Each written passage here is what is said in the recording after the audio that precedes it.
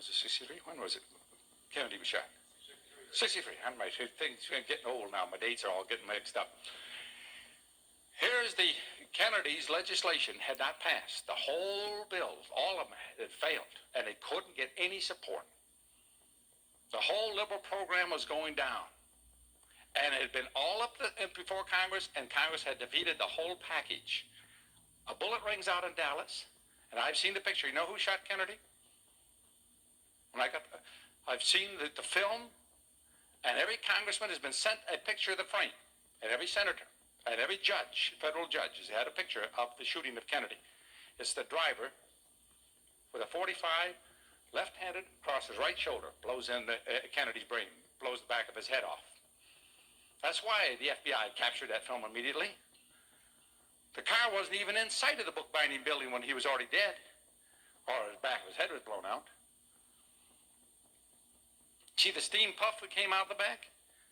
This is what led the head of ballistics at L.A. to say who shot him. It was because you can't get steam shooting from a bookbinding building hitting a man in the head. He's got to be hit within 4 to 5 feet. The shot had to come from in the car, and it's the driver right across the shoulder. U.S. Secret Service. Pardon? Yeah, and Jackie was trying to get out of there. They know who did it.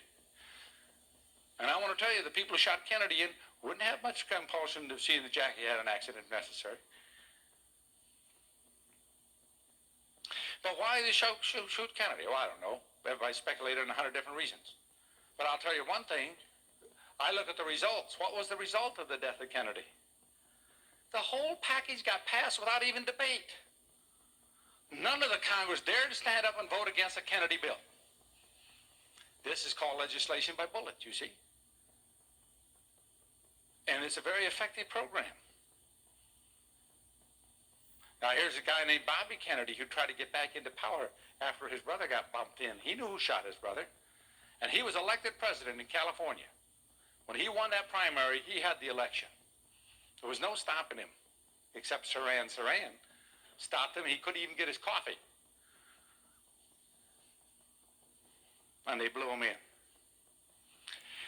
There is power struggles everywhere. There's power struggles in a company, isn't there? There's power struggles of who's going to be boss, who's going to get the promotion. What should make it any different that there's power struggles? Oh, bigger power in bigger places than there are in little places. There's some reason that people who are well-known are somehow immune from the same avarice and greed that ordinary people have? I doubt it. Of course, you're not to believe that because they control the press that tells you how wonderful they are, right?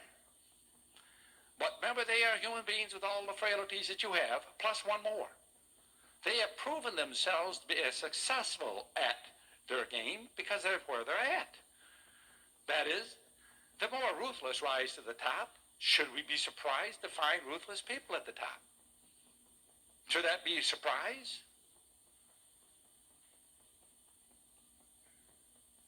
Do you think that the person who really has no ambition is going to end up the President of the United States? You got to have ambition to get there. Plus, you got to know who to cooperate with. I mean, there's certain people who simply are people you don't cross and be successful in anything. You go to work for any large company. You know who are the people who could, when they get the nod, you move up, and when you get their shake of the head, you don't go. I don't care what relationship you've had. Everybody's had that, haven't they? If you haven't been out very long. Or you're extremely naive. You wonder why you sat there for the last 20 years. Well, somebody had you sitting there for a reason. It didn't just happen. Oh, they say it just kind of happened, but it isn't. Everything has been planned. So when something happens, remember, as Franklin Delano Roosevelt said, if it happens, we planned it that way. Notice he didn't say, I planned it that way. He said, we planned it that way. What he says is nothing happens that we didn't want to happen.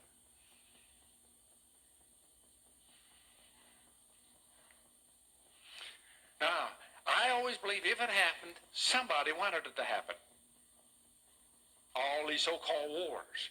We've now had the United Nations for peace, and we've had, 260 wars since the United Nations has been founded?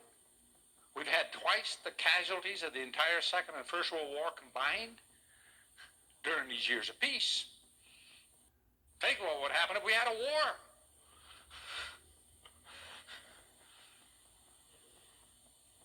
We have peacekeeping forces, and we have all of these meetings. What are these meetings? I'll tell you what these meetings are. Well, we'll get that tomorrow. I'm getting ahead of myself. I just get enjoying some line of thought, and we'll run down rabbit trails, and that's all right because the total talk, I go on 50 hours, and